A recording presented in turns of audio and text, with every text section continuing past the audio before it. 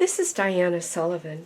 I get a lot of questions about tubular knitting, also called circular knitting. Now, I needed a new slipper pattern for a project.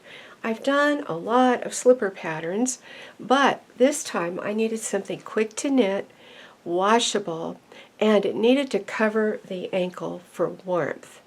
I wrote two patterns, and this first one is tubular. It requires a bulky machine like this one with a ribbing attachment. I'm doing something a little different just now. I'd like to post more often, but not such long, complicated videos. I thought it would be great to have a group of videos devoted to tubular knitting. So I'm putting up several short videos with one tubular skill in each one. I'm also beginning a playlist of tubular techniques. For those of you who purchase this quick tubular slipper pattern, there's a specific non-public video with all the techniques in order, with no ads or announcements, a video you can watch as you knit your first tubular slipper or simply use for reference. If you want to make other slipper or sock patterns, I have a large variety of interesting options down in the description box. I have resources for circular sock machines, single bed no-sew socks, circular standard gauge socks, and all kinds of slippers. Now let's get started with this technique. In the past, when I wrote a tubular sock and ended with the toe, I did a short rowed toe very much like the heel, but this one is not short rowed, it's decreased. It's a very easy way to shape a quick slipper, and then after that's done, you only have to graft these few stitches. So I think you'll find this technique really interesting. I am going to do decreases on both sides, and it's so easy. I think you'll really get a kick out of it. I'm going to do 4 decreases. First, on the rightmost ribber needle, I take this stitch and move it to the neighbor, and it does stretch it open, so I give the yarn a little tug and close that. Always be sure that your now empty needle is down in A and it won't knit. And then on the left, I'm going to do a decrease here. Now you notice me using my other hand to lift up the latch. That avoids any trouble with my yarn splitting. Some yarn hardly ever splits, but the yarn I'm using is splitty. Then I do a decrease on the left end main bed stitch and a decrease of the right main bed end stitch. And they're kind of loose. I don't want to drop a stitch, so I reach between the beds and give the whole slipper a downward tug. Then I knit 4 rows, which is 2 rounds, which gives me the right shape for this toe.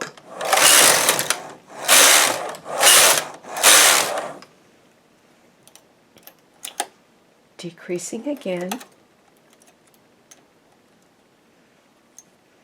And on this end, and here,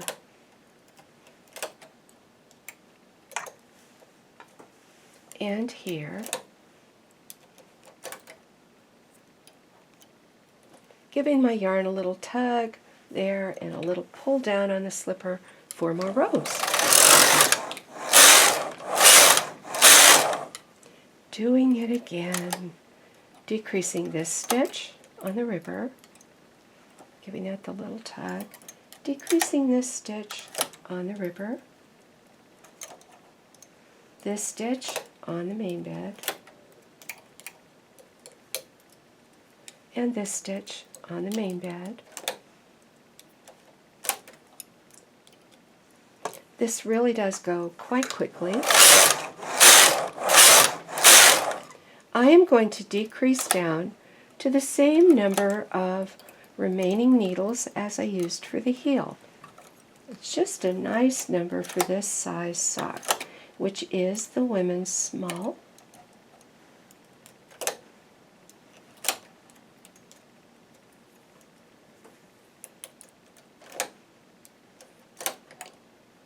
each time I do 4 decreases and then 4 rows. Last one.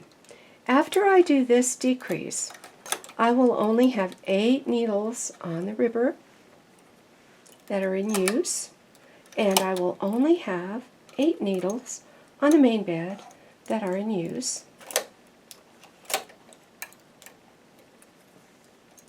There is something a little different about this last one. I'm only going to do 2 rows after I do this last one. So it is 1, 2. Now, that completes the toe shaping, but we are going to take this off on waste yarn, and we're going to need some yarn to sew the toe shut. I'm cutting this yarn and giving myself, well, I don't know, 20 inches or so for sewing. And then I'm getting another one of my silly little balls of yarn. This is going to be waste yarn on the toe. I'm using the upper tension unit to feed my waste yarn.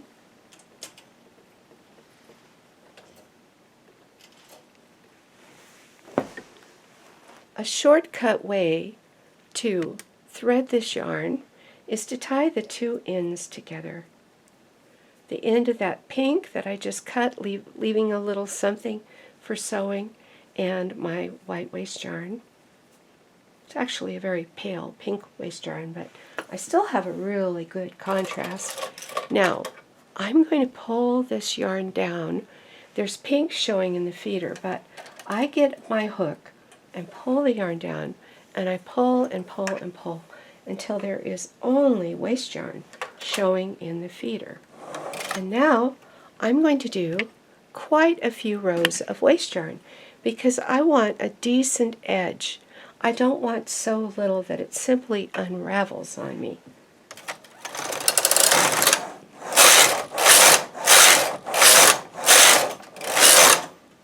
Yeah, I'm going to keep hand feeding it.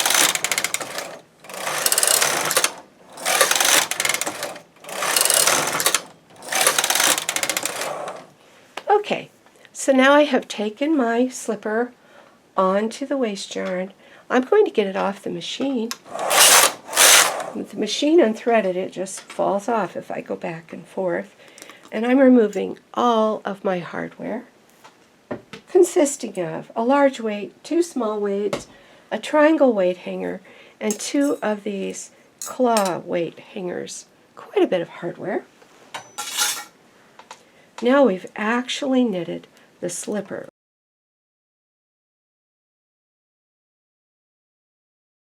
I have to graft just these 8 stitches, top and bottom of the toe, to finish the toe.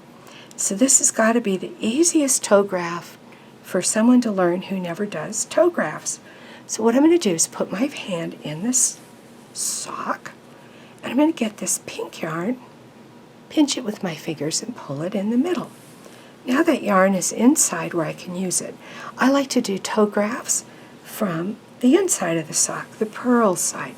So put my hand in, and pretending I'm a puppeteer, I'm going to give this a pinch right there. And I'm going to flip this sock inside out. And here we have our slipper with this white waste yarn nicely tucked to the inside of the toe so that I can easily sew these stitches that are pink, that are peeking out among the waste yarn. I've zoomed in on those stitches. There they are. And I'm getting a green needle. These colored plastic needles are pretty easy for you to see on the video, so I use them for this. Threading my needle. Now let's look at this toe and see what I need to sew together.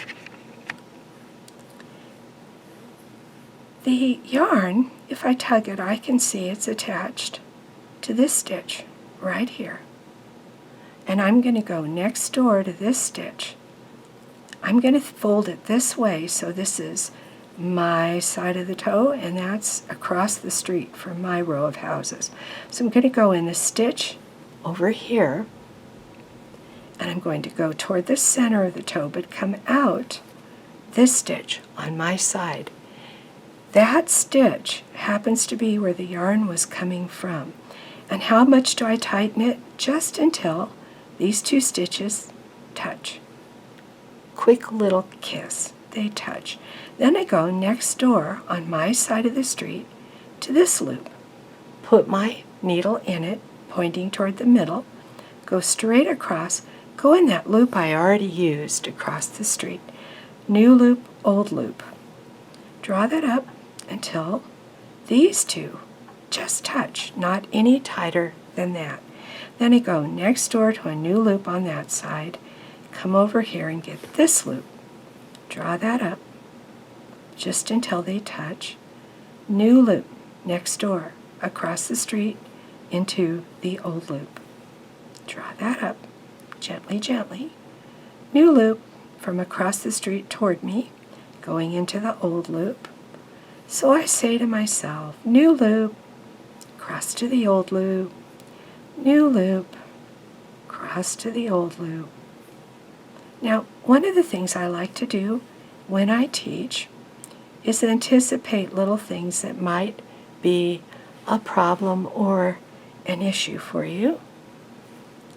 And one of those that I tend to do is sometimes these stitches, when I get to the very last few, they're hidden and I can't really see them. And I have a method that gets me to get every stitch every time. When I'm close to the end, 3 or 4 stitches from the end, 1, 2, 3, I'm going to count them and make sure I get them. So there are 3. 1, that's my new. 2, that's my second new one, over to here. And 3, over to there. That's my third. Now I'm going to hide the yarn down this row.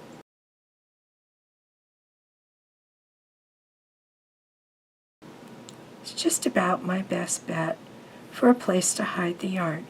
I try to make my slippers really high quality because I think it would be unpleasant if little by little the yarn end worked its way out in the wash, and then it got so far out that the slipper started to fall apart. And then you grab the slipper and you pulled it on, only to have your toe pop right out. So that's no good. But if I hide a couple of inches of yarn down this side, just by sewing it in the loops, I'm kind of alternating from one side to the other on these loops.